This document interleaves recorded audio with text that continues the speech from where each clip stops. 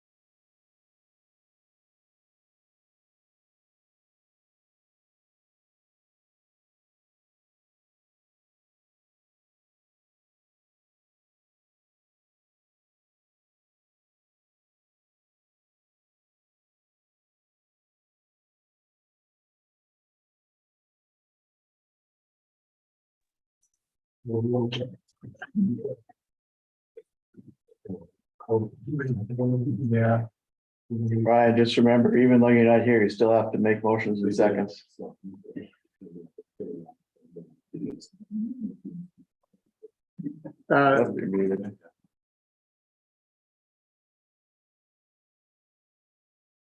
Okay, it's 5:30, so we will call the public hearing to order. This is a public hearing regarding the amended 22-23 school district budget.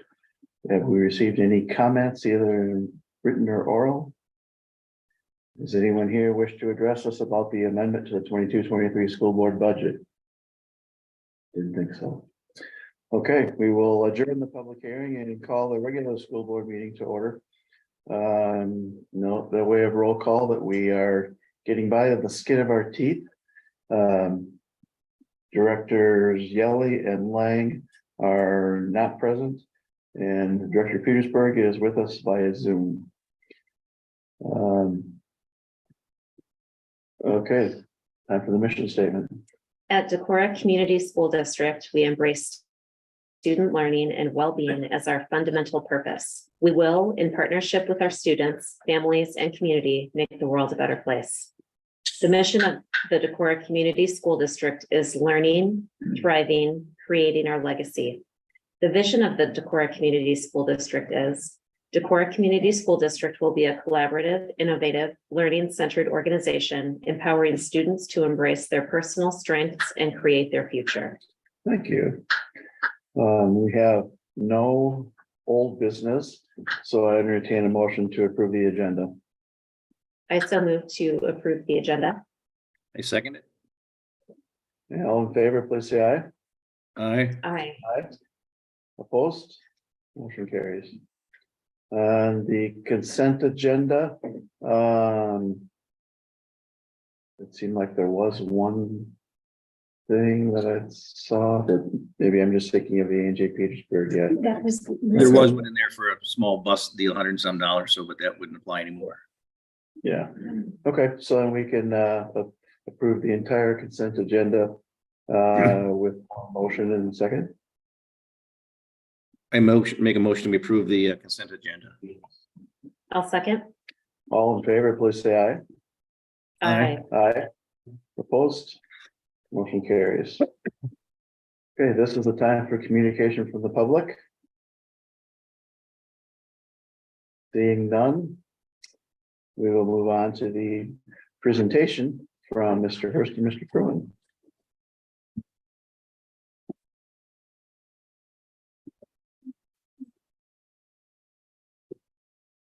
Are you pulling up the slide? Yep. Okay, perfect. All right, well, we are here to kind of go through an annual exercise that this will now become to approve our district career academic plan.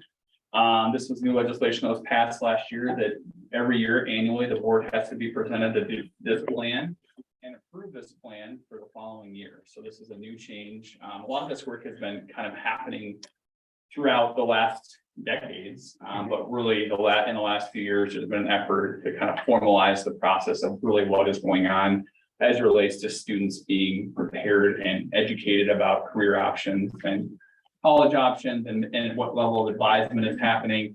So Mr. Truan's going to kind of take the first half of the presentation, and then I'm going to kind of step in the second half and talk through some things that are currently happening as well. So we start with some basic terms that some people may not really know what this is all about. It started in 2008, House File 2392, and it was, they used a different platform, but having career advisory has been going on for certainly decades. But back then, the 8th graders had to start this process, and individual career and academic plans had to be made. And what they did was they took some inventories, interest inventories, work values assessments, much like adults might take Myers-Briggs assessments and things like that. And they use some of the same philosophies. And then they research a career, they present that to their classmates, and then they decide upon, is this kind of the career I want to start pursuing? And then they will use the advice of their parents, maybe IEP teachers, tag teachers, to take classes the next year, decide what they want to pursue. And in 2016, every year this went up a grade. So every year it's revisited. 8th graders, 9th graders, 10th graders, 11th, 12th graders. And so we've been doing this really since 2008, but the legislation has said we need to pass and approve this plan. So what do our students in grades 9 through 12 do? Well, they use the tool that is a free tool from Iowa State University called My Academic Plan. There are many other similar tools out there, Zello and other plans that we have, we haven't invested in those, but this is a tool that was made a few years ago. And they do a work values assessment, an interest inventory, and then from those suggestions, they look at career pathways and their career choice.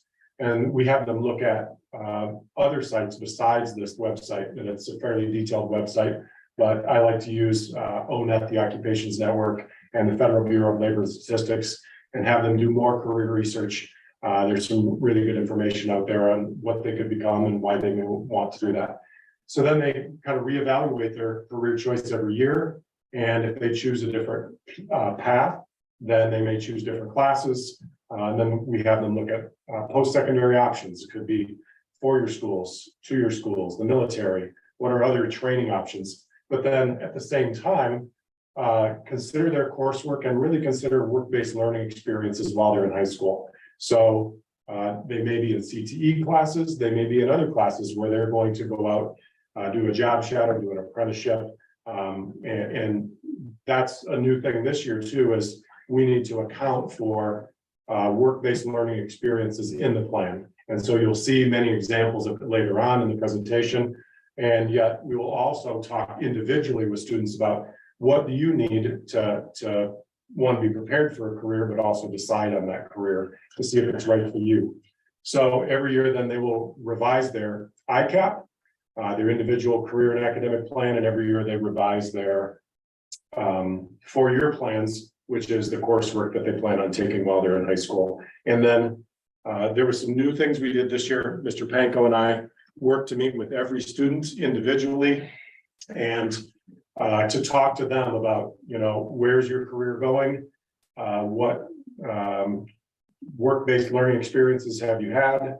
And then how can we help you? Classes that you're going to take, connections to college, job shadows, things like that.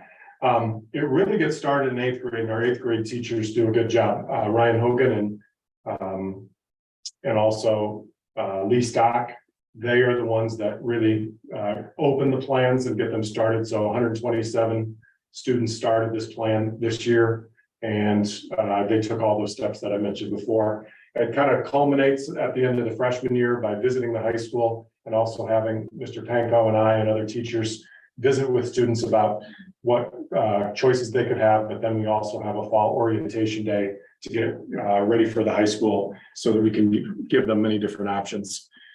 What is the DCAP is just the acronym for the district's career and academic plan. And this is kind of the overarching framework to housing many of the different ICAPs. And one of the major parts of this is how do we extend into community? How do we use the community employers and the different educators in the community and the different colleges, and really create an overall plan to have some vigor and to increase opportunities for both the students to learn about the opportunities, but also to have the community contribute to what do we need from our next generation of employers. So, and Mr. Hurst will talk about that committee here in a little bit. So this is kind of just a summary statement that comes right out of Iowa code. And so Decorah Schools works to create a high quality, high value career related experiences, and they continue to evolve with the guidance of this legislation. So the new things that were in place this year, yes, we must get it board approved. Also, we need to have work-based learning experiences, and we must give FAFSA advice, and every student must at least know how the steps and how to do the FAFSA. And so we track that every year. The district team, these are the members that should be included. So it's principals. And so Mr. Hurst is very close to it. Mr. Albers does work with Mr. Stock and Mr. Hogan. And we work on also special ed teachers, community members, and they're the ones that are to give us some advice as to how we should proceed from this. So we have to have a team, and we will list members of the team here in a minute. So this is just this is like a screen that comes up when the students create their I have a plan. This is the platform. The state has approved all of these. Several of these different ones cost money, but the state wanted to provide a free opportunity. So they use My Academic Plan, which is kind of an unfortunate acronym because we also have MAP testing. So kids and parents sometimes get confused when they talk about the MAP. But that is the one we've used since the year after this legislation was introduced in 2016. So what are the essential steps? Students go for self-understanding. They use a work values assessment and interest inventory. They just click on these buttons, and then they will go through a very short assessment like Myers-Briggs assessments, and it gives them what are their interests, what are their values, and how does that align with potential career. And if they agree with that, they just research that career. If they disagree, they're allowed to choose a different career. And then they dive into things like course planning, post-secondary, college career, military options to getting that training. And then finally, we talk about their career decision, of which especially seniors need to make their decision. And we surveyed seniors last week to be able to say, what is your plan for after high school? And then we have to report that back to the state too. So are you going to Luther, to Iowa, to NICC? Are you going to the military? Are you going to employment? So we know every student's answer to this question. A couple of them can stay undecided still, but we do get those plans for their future. The new thing this year, we must advise them on how to do a FAFSA. The ICANN network, the Iowa College Access Network, has a video. We have them watch the video rather than teaching them. They can go back and forth. Parents can view the video too as to how to fill out the FAFSA, and then we must follow up how many students fill out the FAFSA. 67% of our seniors and their families have filled out the FAFSA. Chances are it will be a few more coming up, but some students don't go off to college. Some families choose not to fill out the FAFSA. But I try to work with students, and I'll connect with a few students who still have some things to do on the FAFSA. We get a report from Keystone AEA every week as to who hasn't filled it out, who has filled it out, and then we offer advice as to why filling out the FAFSA is a good thing. And then kind of to end my portion here, pretty much is the new push is work-based learning. It kind of goes along some of those same lines as the old phrase of school to work, but there's components to it.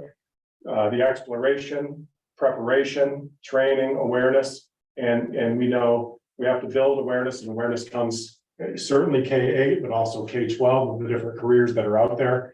And then we try to find different ways for them to explore careers.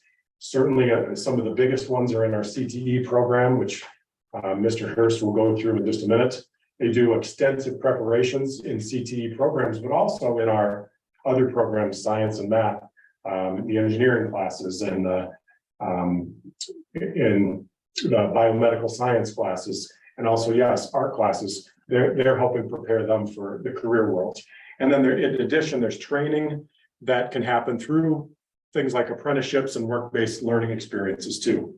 And then finally here, this is the step that we must do now each year, go through a very short version of what we do. And if you want to talk about more highly detailed things in this, we can certainly talk about it later.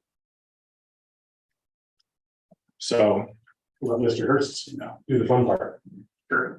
So actually that previous slide that you guys had seen, referenced the board action that you took in December. Basically, another part of this is that we have to have a career technical advisory committee that the board approves.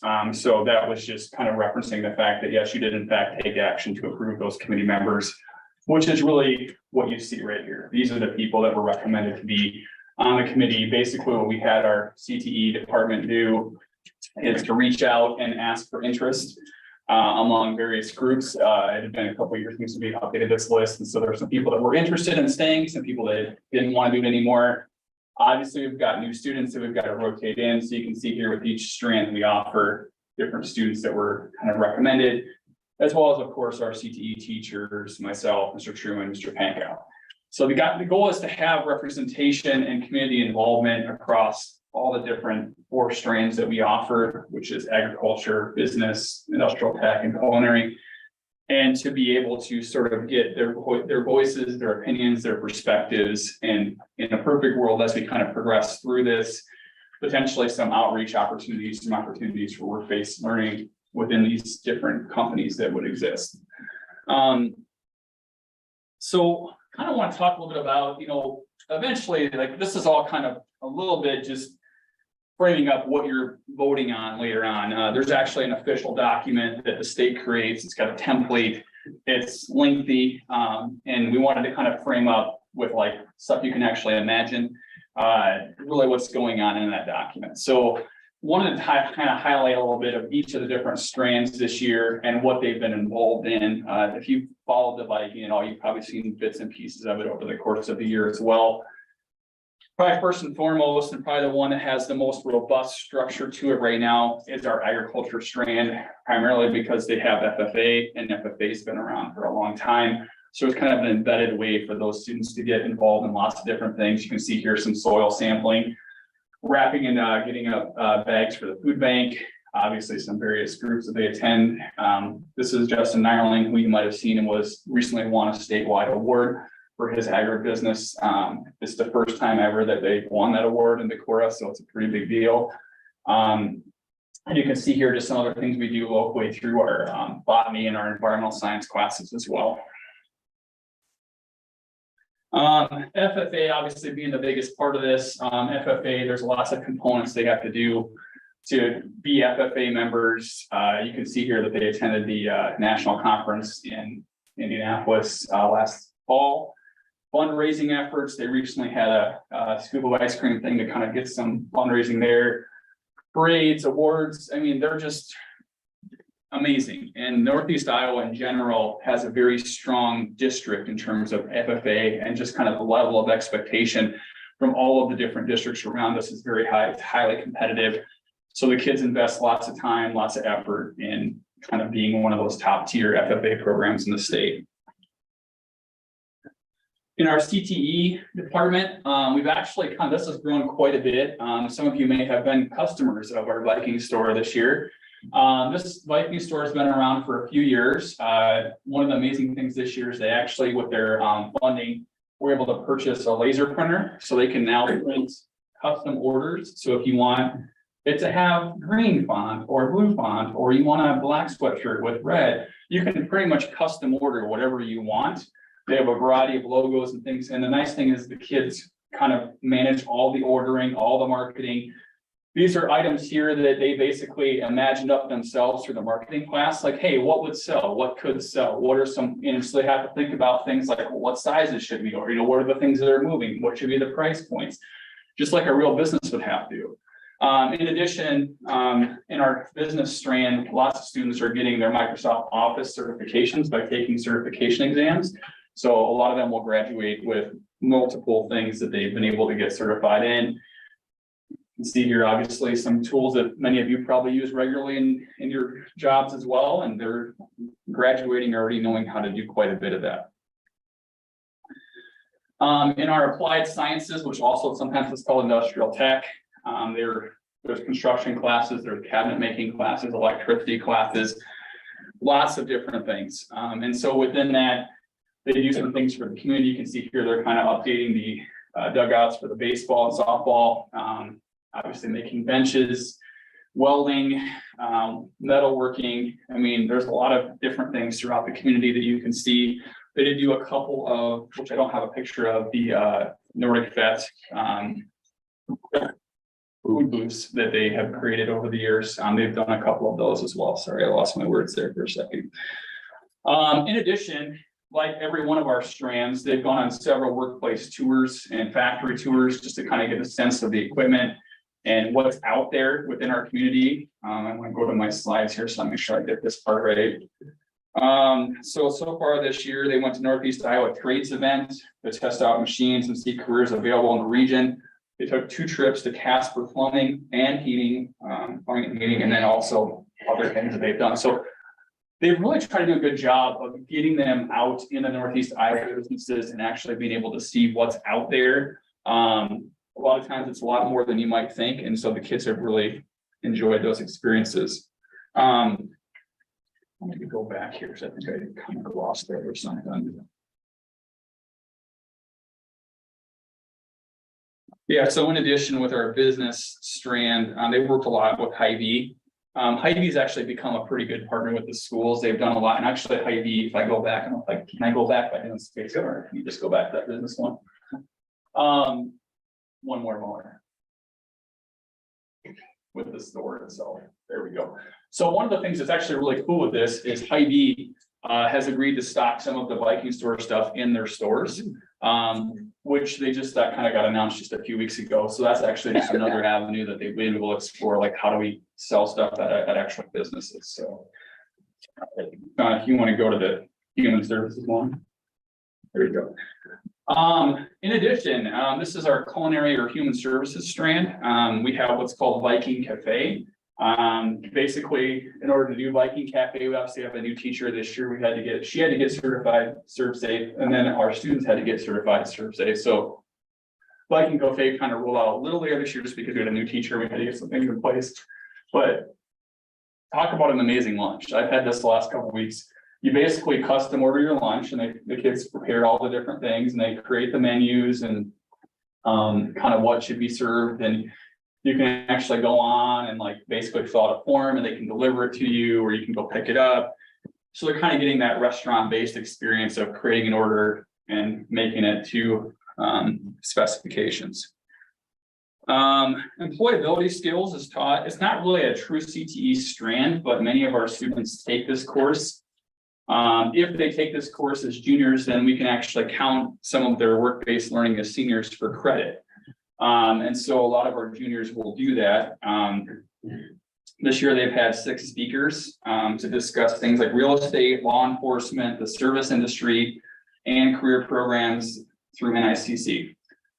They've been able to create resumes, cover letters, actually do mock interviews, practice interviewing, learning about the standards from employers, like what are they looking for in an employee. Each student that takes an employability skills will also do 2 job shadows in their area of choosing. So kind of if they're interested in a certain kind of pathway for a career, they can actually explore that and go shadow as part of their school day. In addition, like I said, if they pass the class and complete the class as juniors, then as a senior, they can get credit for their work and learning on the job as seniors. So it's kind of another way to earn credits.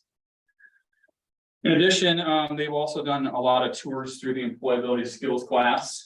Here's the example of a Deco tour. So far this year, they've toured Stanley, Deco, Roycast Plastics, Gemini. And what's kind of cool, actually, I haven't gone on a lot of these, but I did go on the Gemini trip. And what's amazing there is, you know, if you go down that kind of area over on by Freeport, there's actually a lot of businesses there. You might initially think, okay, it's just like, you know, working with your hands, factory work. But there's a lot of like high level engineering and really college level preparation required type careers that are right here in Decorah. And a lot of the kids were kind of had their eyes open a little bit, because even sometimes some of these kids may not necessarily be thinking college.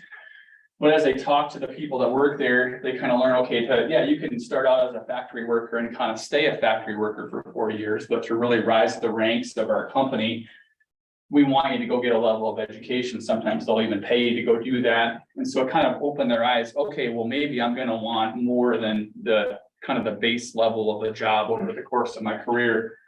So it really did kind of get their, okay, maybe I will go to college. Maybe I will go to NICC. Maybe I'll do something I hadn't normally had on my radar. Other things I thought were just kind of cool. I actually had an opportunity to do this. They brought in NICC and they had these virtual reality goggles. And on these goggles, you actually do these simulations. And I don't know if you've ever done this before, but you put the goggles on and it's like you're not even where you are. It's amazing. You like interact with things. So I was working on this robot arm, trying to fix and diagnose the problem. Like, and you could pick all these different modules and so forth. And you actually it seemed like you were doing the real job. Like it was pretty impressive that you could actually do that just by putting on some virtual reality goggles. So the kids were able to explore lots of different jobs and careers just by, you know, through a virtual format. So it's just another way to think about how to expose kids to things like this in the 21st century. So work-based learning so far, the state continues to push this, and rightly so. How do we get kids the skills they need and the exposure they need to actually be successful in careers? So we've had 14 students this year do work experiences or apprenticeships or actually employed in these different places. Obviously, we can expand. There's lots of factories, lots of businesses, lots of things in Decorah that kids may or may not consider. And I think if we think about like, how do we maintain a healthy and viable community, it's keeping our students in our community or coming back to our community as much as possible. So we've got to kind of expose them to what's in Decorah. What does Decorah have to offer? So they have that perspective that hopefully they'll want to stick around or come back. Other kind of things these that are happening that aren't necessarily like CTE, but are kind of giving some other perspectives. You've probably seen a level of through our botany and our environmental science classes. We've got very fortunate, it's the only school I've ever been in that has like a standalone greenhouse of the size that we have. And throughout the year, they're constantly updating, watering, you know, planting, doing all these things. And there's also a separate outdoor garden space that they have on the other side of the levee. And what's kind of really amazing about all of this is that they grow the food and the food then goes into our cafeteria and becomes like local food. So there's been a lot of, obviously, you know, articles and things written about that, but truly it goes right from farm to table, like we talk about, and people always hear about. We actually have that happening in high school. We've also had some students that have gone and visited the cadaver labs and actually seen some things like with actual surgeries at Gunderson. We've got a biology project where they're growing their own mushrooms and trying to market them and talk about like that business model. So all in all, we definitely we've got some good things going on. Now the goal is to how do we get better? Certainly the state is really trying to push having everybody graduate with some level of work experience as part of high school. So not necessarily like, you know, your typical, like, I'm gonna go work at a part-time job and make some money. No, truly they want them to have some level of workplace learning and experience in a career they're interested in. So in addition to going just, you know, doing your My Academic Plan and taking some classes, can we actually get them out for more than just one job shadow, for like a regular experience, to be able to truly kind of experience what it's like to be in a career. we're developing that. We're not quite there yet, but that's kind of where we want to take this thing. So if you read the actual multi-page DCAP document, you'll see our goals for the future is to try to build more of those community partnerships and find more opportunities for kids to truly have that work-based learning and work experience and perspective, as well as the academic learning they graduate with. So with that, that's our presentation. Eventually, like I said, later on in the agenda, you guys would take action on the actual DCAP. So you're not voting on the PowerPoint, you're voting on that multi-page document, but hopefully that helps you understand what the multi-page document is now about. Thank you. Do you have any questions for us? I do. I think it's incredible how you're connecting with students in our local community first through this program, both to support our local businesses and also to keep youth in our community. I'm wondering if students come to you with a career that is not found in our region, Yeah. do you have the capacity to help connect them outside of our region? We've always tried to do that, and it is amazing how close we can get in our community. But we know that there are places close by. I know that there's a big connection like between Luther and Rochester. They have campuses and things like that. We have taken trips in the past up to Rochester to tour Mayo Clinic, but that's been a few years ago, and to see the career opportunities that are at that large site. But certainly, definitely with the internet and with those websites, we can get the awareness, we can get some of the preparation in our classroom, but to be able to get a job that doesn't exist here and to get a real job shadow can be hard at the moment. And we'd really like to expand our program to be able to get more job shadows and more interviews, but the far away places we haven't been able to get to yet, but we're working on it. Just a follow-up question. I know that you said that you're checking in with students and it's a windy road of knowing what you want to go into. Foreign language is an item that some four-year universities require more foreign language than others. Like, what do you do if a student halfway through decides that they want to go to a four-year institution that requires that foreign language? Are you able to help them meet those needs in a shortened timeline? Yes, the main one is most schools out there are requiring 2 years. It's still 90% of schools that at the most would be 2 years. There are a few that say 4 years is what we want. University of Minnesota, a couple of those schools. Our in-state schools, 2 years is the minimum. So we will find a way for them to get their 2 years if they come to us by their junior year for sure. And that, so that's an important piece. It is surprising to some that many schools don't require any foreign language too. So you can go to college without any 4 years or 2 years, but it may not be every college. The 3 state schools really would like 2 years. You and I, if you do other things like artistic things or music, you can get in with 0, but you have to make it up when you get there. Okay. But there, we do give the advice in the 8th grade year, you know, a couple schools out there want 4 years, like a University of Minnesota, but there are many, many schools where you don't have to have the 4 years. So we'll work with them. We really like doing our one-on-one meetings. That was a joy this year for Jim and I to sit down with students and talk about career plans, and their faces light up of, yeah, this is what I want to do. It's like, well, how can we help you get there? So what, you know, look at these colleges, maybe look for these scholarships, you know, hey, the spring of your junior year, maybe the ACT, and maybe do some college visits the spring of your junior year. And we might point out a few schools that would have ties to certain fields like, hey, agriculture, yep, Iowa State, NICC, Platteville, let's talk about them. So we have some good examples we can give students. So that's been great for us this year, and we really hope to continue every year to meet with students on a one-on-one basis just to talk about career. And to that point too, the foundation does offer a lot of summer opportunities through their foundation grants. And so there's, you know, to the point of like, not always everything is right in our backyard.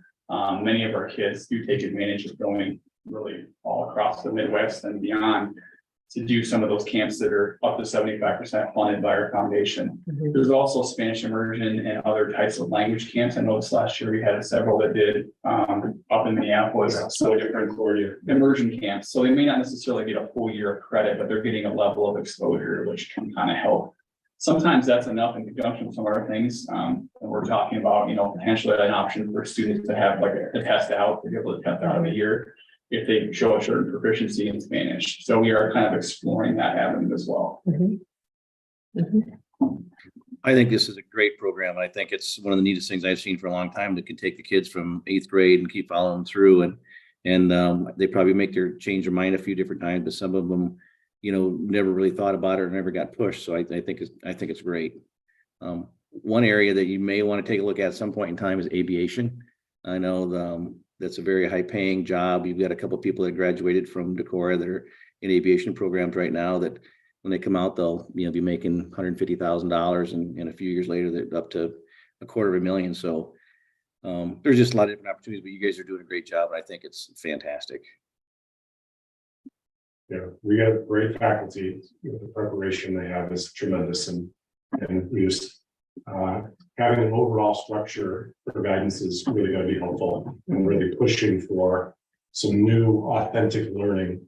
That's really where we want to go. Is we have so many pieces that you saw in there that are authentic, but can we make it more robust and even a tighter connection with businesses? All right. Thank you very Well, much. thank you for Thank the you. thorough and entertaining report. Okay, moving on, we've had our public hearing, so now we consider the amendment to the 22-23 school year budget. First, the approval. A is, Oh, do we need approval? yeah, so that was a presentation, that was 8, now we're on 9, approval of annual review of district curriculum foundation plan. Okay. Well, we heard lots of encouraging comments. Can we convert one of those into a motion?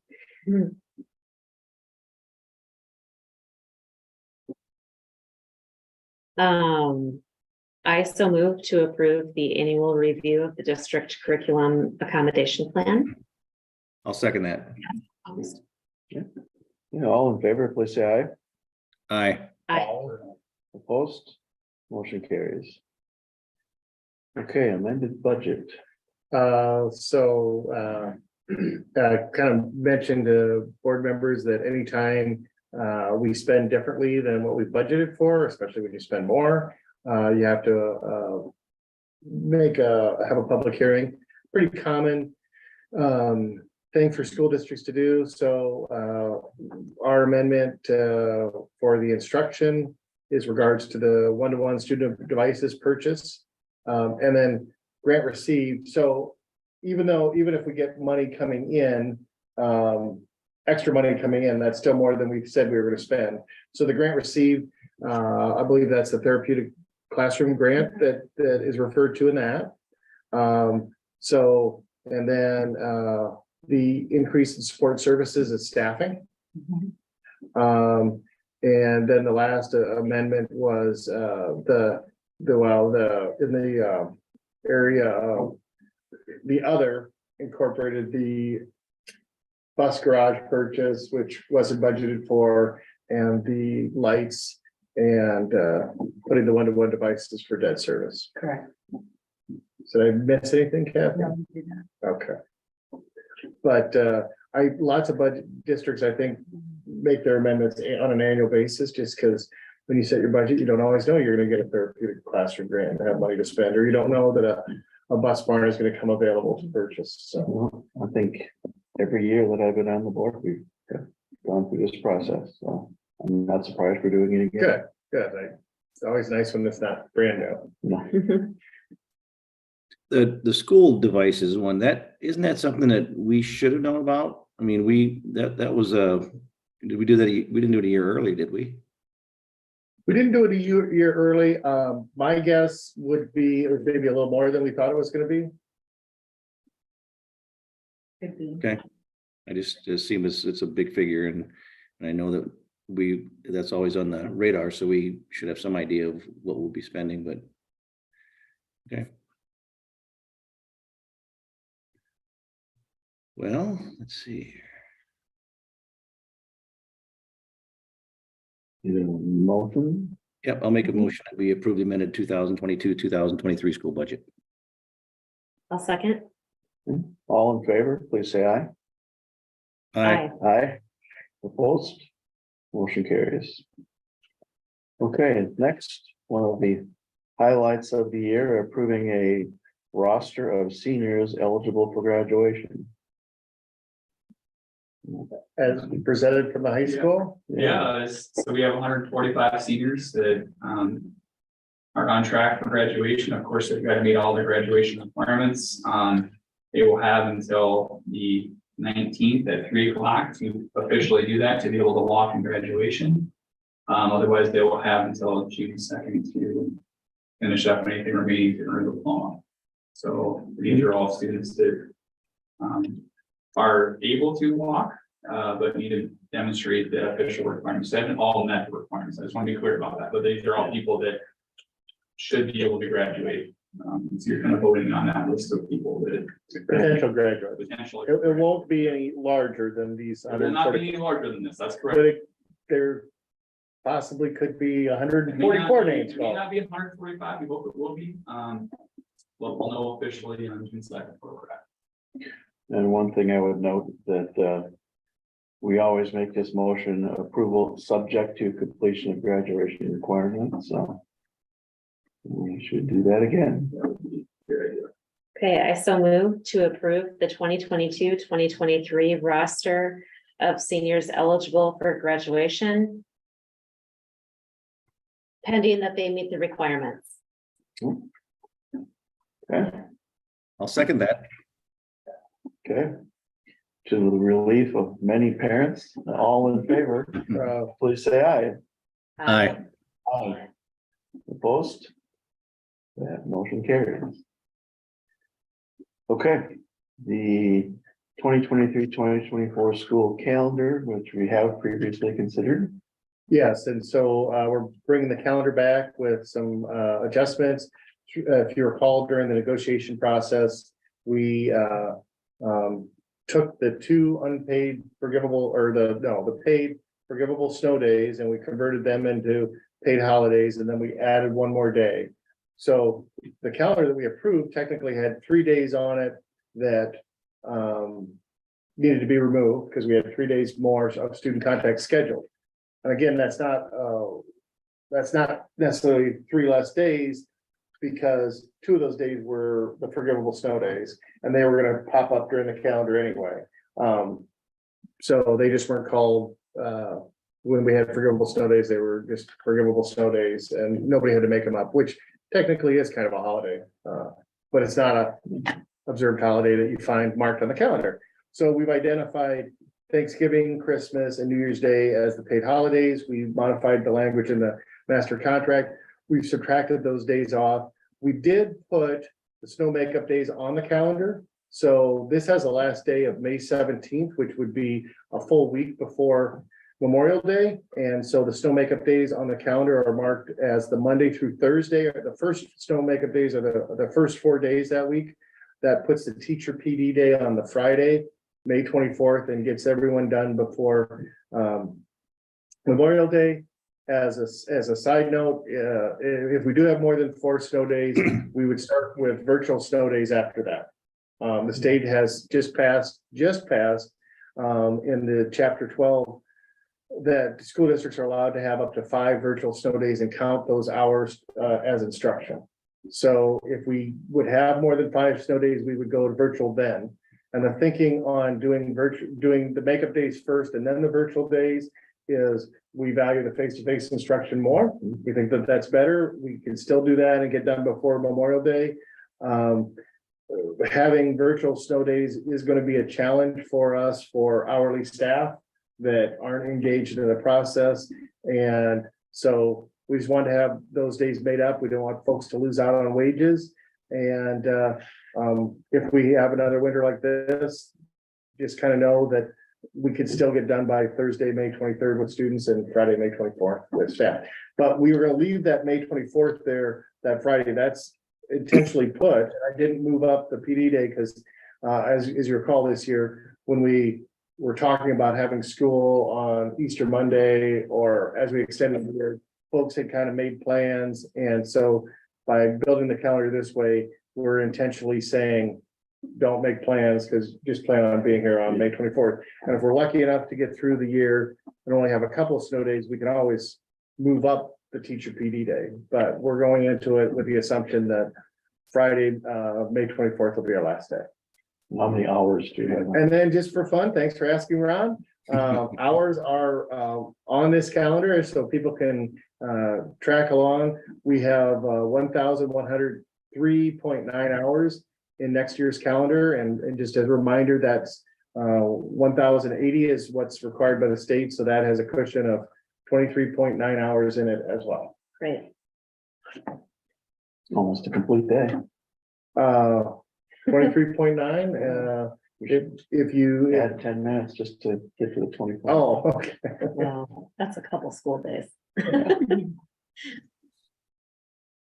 Okay, So just to Question? clarify things too, we're, that extra time we put on the high school calendar, starting the school earlier, that will be, happen all next year. That's already in the calendar to, Yeah, that's built in, and that kind of gave us the extra time on this year's calendar for a little bit more cushion, even before the state had done the virtual snow days. So Right. it'll just be nice to have a little bit more flexibility. Again, there's nothing that says we're gonna have 9 or 10 or 11 snow days next year, but I guess if we do, we have options. more of a solid calendar for folks. So it's great. A lot of work went into it, I know. Thanks, Tim. anyone care to offer a motion? I so move to approve the 2023-24 school calendar as presented. You're muted, Brian.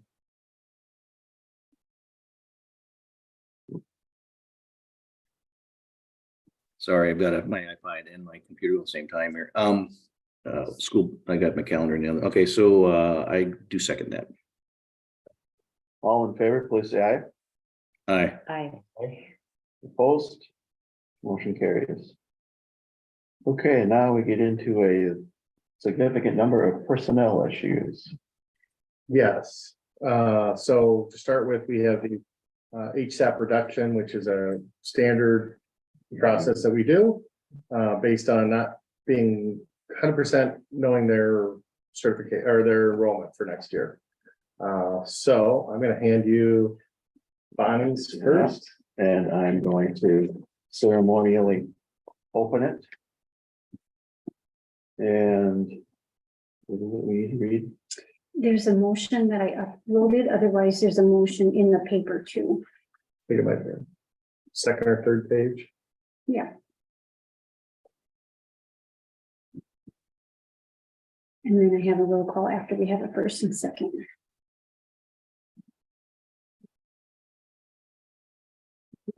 Fine.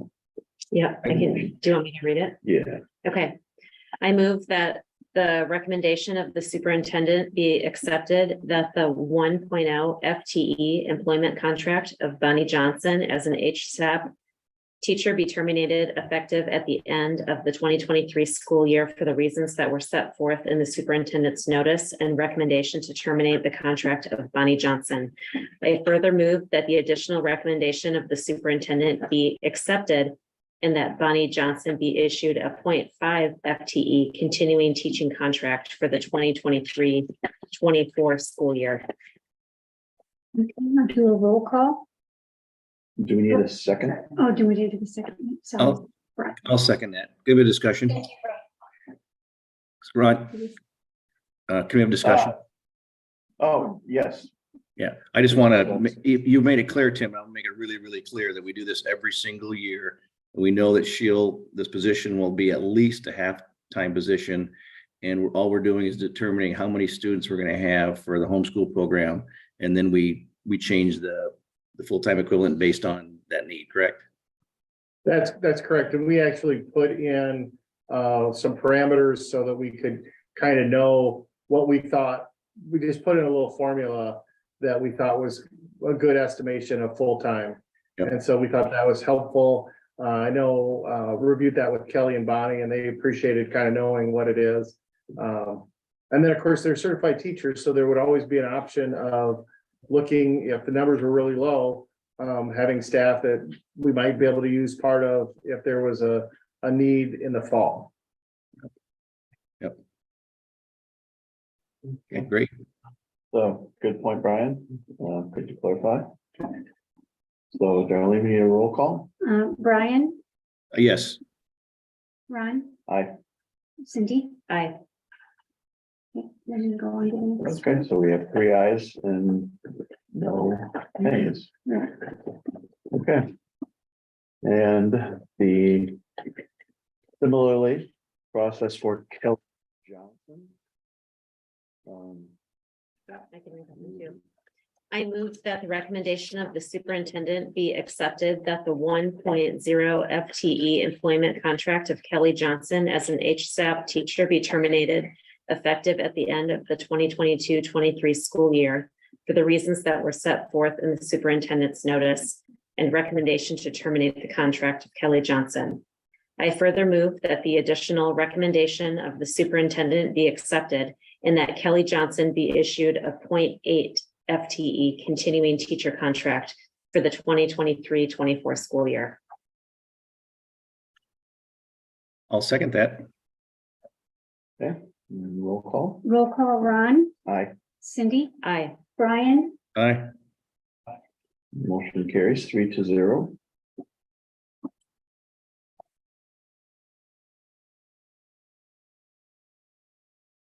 Realized that we had Johnson and Johnson. Yeah. Sponsorship Yeah. opportunities here. Sure. NIL. Okay, moving onwards in the personnel process. We have the approved 2023-2024 master contract and certified handbook. So we just added in the changes in the master contract that we went through with negotiation, reviewed it with the teachers union, that added in, took the holidays from 3 to 6. And then we did redo the language on just work days. We kind of the school year in wages and salaries. We just defined it's a 191-day contract with 6 holidays, and then that leaves 185. And it was spelled out before, like you'll have this many student contact and this many parent teacher conferences. And you don't always follow that if you change around during the year a PD day into a student contact day. So we just kind of group those and change those in. And then we made a reference to the fact that we're including for students, we're actually running a calendar that counts student hours. So we added that language into the master contract, which was reviewed and approved by both our attorney and the teachers. And then as we were getting that done, we updated the handbook, adding 2 items to the handbook. And again, reviewing with our attorney and DEA, but we added language into supplemental pay for hard to fill positions. So if we have a position that the district determines we cannot fill, we're just kind of making a statement that we have flexibility to pay those folks extra, an incentive for a hard to fill position. And then the other extra pay was tuition reimbursement for additional endorsements. There's again, kind of ties into the hard fill positions. And we have a staff member and we're asking them to take extra classes to get an endorsement in an area that we need. We as a district will pay for not only the coursework, but any fees to get the licensure updated. So, and I was used to doing that. Mark had started to do that before I got here. So we've been doing it all year, but we thought maybe we ought to put it in the handbook so that it wasn't a surprise to anybody. Always a good idea. Yes. So those are the 2, or those are the big changes, and everything else stayed the same. Obviously, we updated the salary and we'll add now the calendar to the master contract as well. Thank you for having our attorney review this. Thanks. You're welcome. I assume you want 2 different motions? it's listed as one agenda item, but you're the board's prerogative to do them both together, or? Okay. I make a motion that we approve the certified staff handbook and the master contract for 2023, 2024 as presented. I'll second. All in favor, please say aye. Aye. Aye. Opposed? Motion carries. Okay, now with the contract approved, we need motions for each of the various contract groupings. So first, we deal with classified staff and coaches. And so, coaches, for the, again, we're presenting we had the document in there that added the additional coaches that, we just had support staff in there. So Support staff coaches. support staff coaches, okay. So, but we've got the winter coaches to approve. They're in personnel. Oh, perfect, thank you. I was, okay, so for support staff, the classified, I kind of did a summary for this. And there's a couple of variables. So for support staff, we're talking about paras, cooks, bus drivers, administrative associates. And so those folks have a day contract, and prior to this year didn't have any paid holidays. So but they had the 2 forgivable snow days. So we would give them a 177-day contract, but they would only work 175 because we knew that we were gonna have 2 snow days. Being as we're not gonna have forgivable snow days because we added paid holidays to the teachers, our proposal is to add paid holidays for those folks so that they still have the benefit, and those holidays become Thanksgiving and Christmas. And then the compensation for the hourly folks is they have a step, a built-in step increase of 50 cents. So we added 10 cents to that for custodians.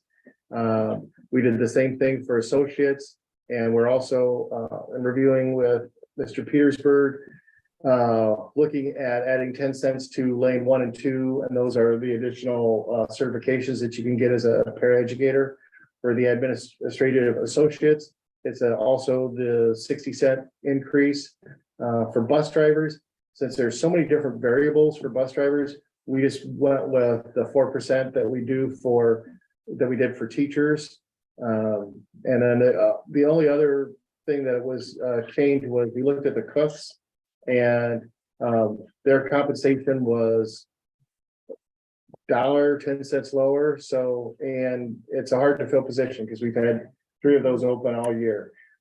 So in talking with Mr. Elliott, the food service director, and Kathy, we kind of came up with a plan where we would increase the base salary by $1, but with the 50 cents, it'll be $1.50.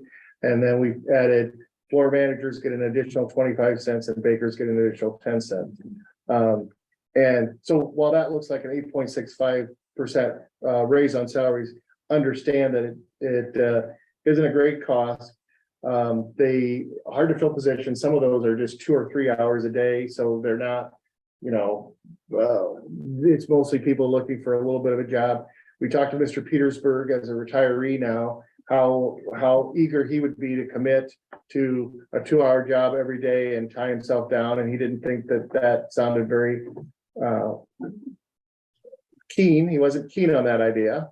Plus, I tried on an apron and it didn't look good. And we don't want him anywhere near our food. So that's and embedded in that, there are the cooks and the bus drivers. One of the things we factored when we looked at their increases, they will lose 2 work days next year because we will have 4 fewer contact days, because we also added a PD day and an extra paid holiday or a holiday. So they'll actually have 2 fewer days even by giving them the 2 paid holidays. So we know that overall, even though everyone will get a salary increase, they will work less days. And so the increase that they get doesn't go quite as far. So I don't know how much more you need, but that's the quick summary, and kind Kathy or Brian, do you have highlights or things that I missed about that you would like to add? Yeah, another thing is some of the cooks, most of the cooks don't, but some of the cooks have health insurance. So when the 8.65 gets skewed to some different figures as well, is because of it's not across the board, so the wages could turn out a little bit differently. But I think, we've had 3 different superintendents, and Mark made some changes. Mike made some changes right before he retired, and then Mark made some changes, and now probably not as many changes here because there was some salary. I guess when you look at, for instance, someone's getting a 10% raise, they're really not. They're getting you got to look at it at the percentage of raise because they're also getting a step. Okay. So, the custodians are getting a 3.43% salary raise. When you look at it at 10 cents, you got to keep in mind that the steps are there too. And it works the same way with teachers. Hopefully, and I know hopefully, because we were doing this in the past, and I wasn't on this committee for the compensation committee this last year, but I think with this slight tweaking that we're doing here in the future, hopefully we can give percentage increases and not do much tweaking of different classifications. And it's been an ongoing process. Yeah. Okay, we want to offer a motion.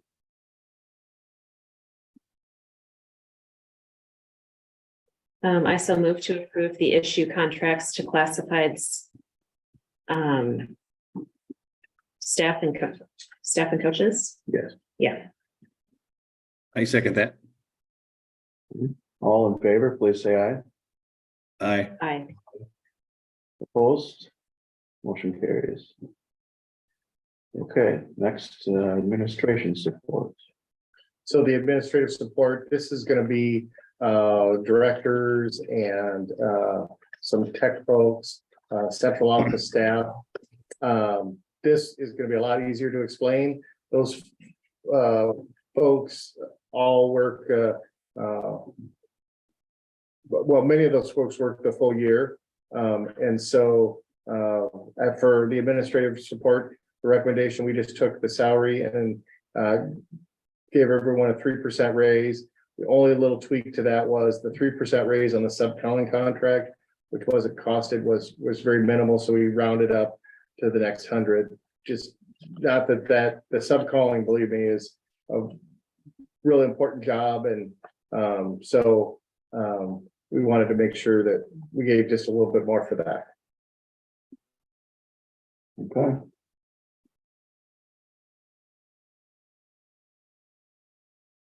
You're muted, Brian. I think Brian just made a motion. I was going to clarify something, so I'm glad you couldn't hear me. So, so I saw. a thumbs I will up, make a Brian. motion to approve the contracts for administration support. I'll second. Okay, all in favor, please say aye. Aye. Aye. Aye. Opposed? Motion carries. Okay, and last but not least, administrators. So for the administration, we also went with a 3% increase. The only caveat, and after talking to Brian, I personally, for myself, am recommending less than a 3% increase. I know I'm the highest paid employee, so it's still a fine increase. And then in exchange for that, I decided to go back in time and bargain for sick days that I hope to never use.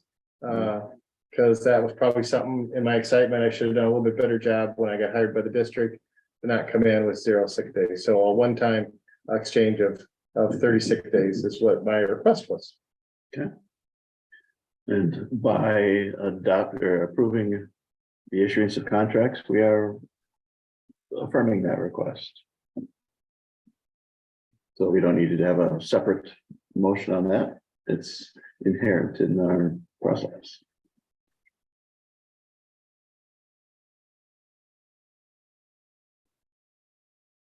No, I'll make an emotion to approve the contracts for administration. I'll second. All in favor, please say aye. Aye. Opposed? Motion carries. Okay, another rite of spring, we have a bid for next year's audit from Hacker Nelson, who has done our audits for quite a number of years. And I assume your recommendation is to that they do so again. Yeah, and it's, I don't know, when talking to other folks, not many companies are doing school audits anymore. So, It's getting fewer and fewer. and So one of those career fields that people, you could encourage people to do. Yeah. That would be ours. I know we really like the firm we had in Central City in Dunkerton, and I think they do a good job. But they also were about half a year behind. So I'm not sure Central City had their audit report when I left. So the fact that they're local and they want to do it and it's reasonable, yes, I would recommend Hacker Nelson again.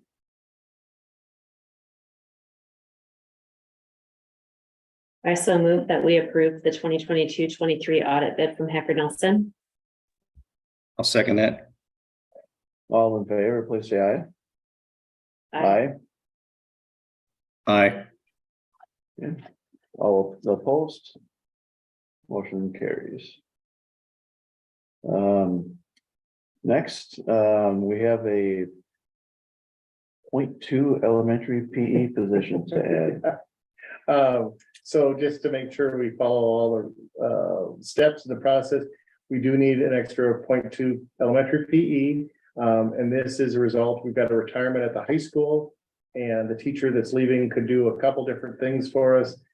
Besides teach special ed, she also taught two sections of PE. So we have a different person in district that's coming over to the high school to teach PE. And then that created a gap at the elementary school. But fortunately, we had a 0.2 person that we're going to recommend in the next personnel move to be our PE teacher. So we just have to add the position before we fill it with a person. So I would recommend that we add the 0.2 FTE for PE. Okay, Okay, I so move that we approve the request of 0.2 for elementary PE. I'll second that. all in favor, please say aye. Aye. Aye. Aye. Opposed? Motion carries. Okay, with that task accomplished, now we can approve the personnel listing, including the hiring of one entire person to fulfill the 0.2 FTE. Do you have any questions about any of the listings?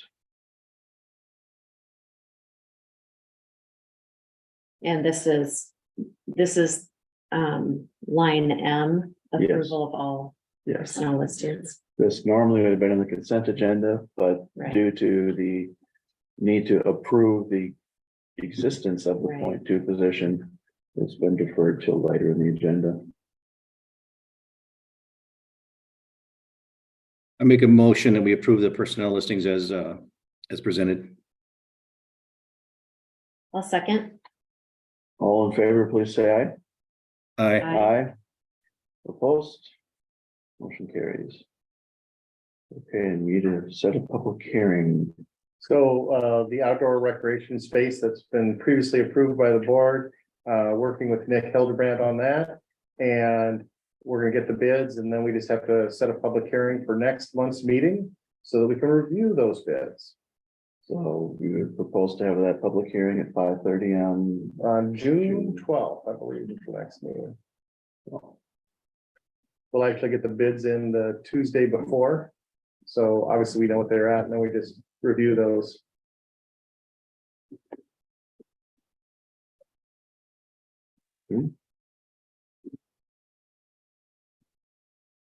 Make a Does motion Nick give me to- an indication about how many bidders we might have? I know, and we do have a Zoom Nick was in district last week. We talked about a couple things. He doesn't know how many people will bid. I don't think it'll be a lot, because I think it's a pretty specialized thing. So we do have a Zoom set up for Wednesday or Thursday this week, and I can probably send out my highlights to the board on Friday.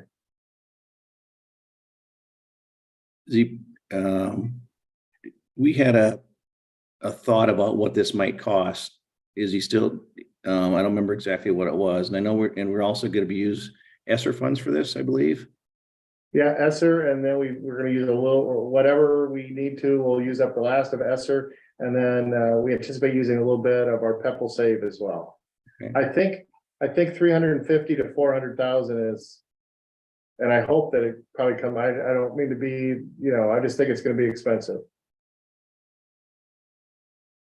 That sound about right, Kathy? I think we're looking at around 300. Okay, well. Maybe I'm adding percentage. Hopefully it's 300 then. I know there was some talk about, are we taking out any concrete? What's that now? Are we taking out any concrete? No, I don't think so. Okay. But there's a space where there's dirt behind the concrete where I think that the Continental US map might be there. Do you know if that's space behind there? I assume that's gonna be part of this turf as well, you think? Believe that was gonna end up with turf, I believe. Sure. We'll look and get back to you on that. Well, okay, I just curious. I thought we were gonna have some a little bit of conversation about what we're doing, but that's fine. Yeah, okay.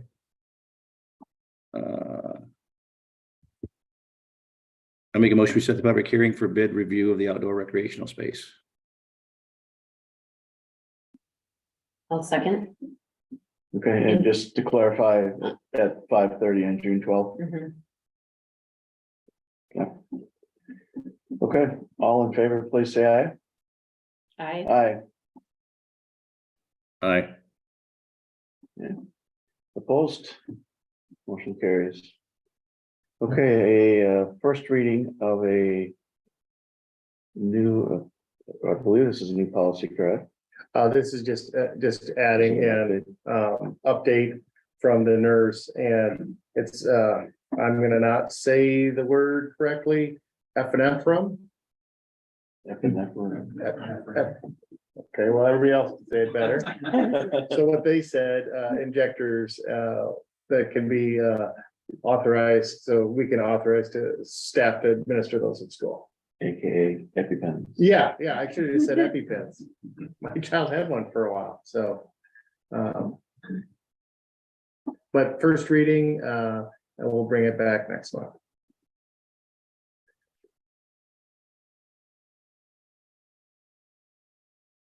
I so move that we approve the first reading of the revision of board policy number 607.2, student health services. I'll second that. All in favor, please say aye. Aye. Opposed? Motion carries. Okay, superintendent's report. So, probably the things I would highlight is, the taxpayer, I think it's property taxpayer rights. House File 718 talks about, for a while there, it looked like schools could go to a public election on even years, but the final version of the bill says that we could go once a year in November. So when we think about setting a date for possible John Klein bond, and should we try to hurry up and go in September? Well, that we don't have to worry about that anymore because we can only go in November. So we could go November of 23 or November of 24 or November of 25. Gotta love local control. Yeah. Long may it die. So, and there's a whole bunch of rules and timing wise. I just saw an interpretation from Ben Steins that we would have to have it ready to turn in by September 22nd, I believe, to have the 45 days prior to the November election. But again, he's kind of looking through the law like the rest of us to make sure, because there's going to be some new, there's a direct mailing portion of that we have to send out mailing to every taxpayer on to their, not specifically what it would do to their house, but in general, what it would do to, a $200,000 or $300,000 home. So the other highlights of the legislation, that they passed the educational savings accounts right away, but we keep getting like updates and refinements to that. But as a reminder, students that are eligible for the 23-24 educational savings account are kindergarten students and all students that weren't in private school this current year. So if you look at it, it says any student that wasn't for the prior 2 semesters, so fall and spring semester of this year, if they weren't enrolled, they would be eligible. And or if they have an income level below 30%, 300% poverty. But then after year 2, they added more students that are eligible to receive ESAs, and after year 3, it becomes everyone. House File 604, and I know we'll talk a lot about this with the admin team, talks about the discipline removal from classrooms. Again, I kind of maybe shared that in the past that I think every school district has those kind of concerns and issues. So we just want to make sure, even if we don't have a lot of it here in Decorah, that we're up to date on the law. And one of the things it says is requires district to give a copy of code 280.21 corporal punishment to teachers with an initial contract and annually with contract review. And so that's the law, but we're not 100% sure if that means we can email it to them or we have to attach it to their contract, which you've already sent out to most people. So we're gonna creatively pursue that so that we're following the law on that one. Of the other stuff, the Senate File 391 with the Chapter 12 flexibility officially is going to give school districts back the right to have virtual snow days like we did during COVID. So, and the state law, it's worded so you can have 5 days or 30 hours of virtual learning. And since we're an hours school, that we would be able to recapture 30 hours of virtual learning on a calendar. And just to kind of as a reminder, if every day is 6.5 hours now, if we really did use all 5 days and have virtual learning, we would be saying we would get back 30 hours for 32.5 lost hours. So that would be very helpful. Wouldn't cover it exactly, but it would be very helpful. So I think those are probably the highlights of my report. The rest of it can be read, and if you have questions, let me know. We don't need to hear the lowlights. Yeah. I did put in the revised calendar for this year. Just kind of reminder with April 17th being a remarkably surprising snow day. The last day for students will be Friday, June 2nd. And I just heard a percentage on, so the teacher PD days are that Monday and Tuesday, but they're asynchronous. And for the district one, I think we have over 30% of staff that have already completed their asynchronous learning. So that's, I mean, I'm glad people are availing themselves to that opportunity, and that would mean that they don't have to come back for one of those days. Okay, Kathy, finances. I wanted to talk about the instructional fees. We rolled that out this spring again. This is the second year we've done that. That was just after our last board meeting, so we're trying to get all the parents to register their kids and pay the instructional fees, the towel fees, or the technology fee. With that, we're also collecting all the purchase orders. So this is the second year we've pushed out purchase orders earlier in the year, trying to make sure that our teachers have all of their supplies before school gets out, so we don't run into a shortage area, and we beat other schools in ordering them. So it seems to be working. We're strategically ordering them. So Carrie Lee, we ordered first because that's where our shipping and receiving is. They can ship it out to the teachers right away. Then we did middle school, high school, and John Klein. Like I said, this is the second year. It seems to be working pretty good. Last year, everything was still delivered to West Side. So something new again, and we keep just trying and seeing how it goes. Yeah, I'm certainly. excited. I hope it helps enrollment, like with everyone still being in school mode with the call to action to register. Hopefully that's helping with accountability of people enrolling when we ask them to. Have you, I mean, we've only had 1 year of data, so it's probably not fair to make a huge like statement of changes from last year to this year. I would say just one noticeable thing is we've had more enrollments, more people complete their enrollment so far this year than compared to last year, Okay. which is pretty good. Good. Good. Yeah, certainly the technology has enabled us to be a lot more efficient. No more going from table to table in the gym in the middle of August. Yeah. Okay. Well, with that, we will conclude the meeting. I'm not sure what the consensus was, whether we proceed with the closed session, given there's only 3 of us here. Or if we, I certainly don't need to. I just have a couple pieces of information I can share, but yeah, I can also, nothing's imminent, but we could, if we do think something's imminent, we could then just call a special meeting and Right. go To full session. reschedule. Yeah. And just share information individually in the meantime. okay. Well, on that happy note, we will adjourn. Can I interject here a little bit Yeah, before we adjourn? So. too late, we already adjourned. You did, You okay. can, you can interject anyway. Yeah, I just, I do think it's probably important that we don't wait a month to have a closed session, you know, about the discussion we're gonna have.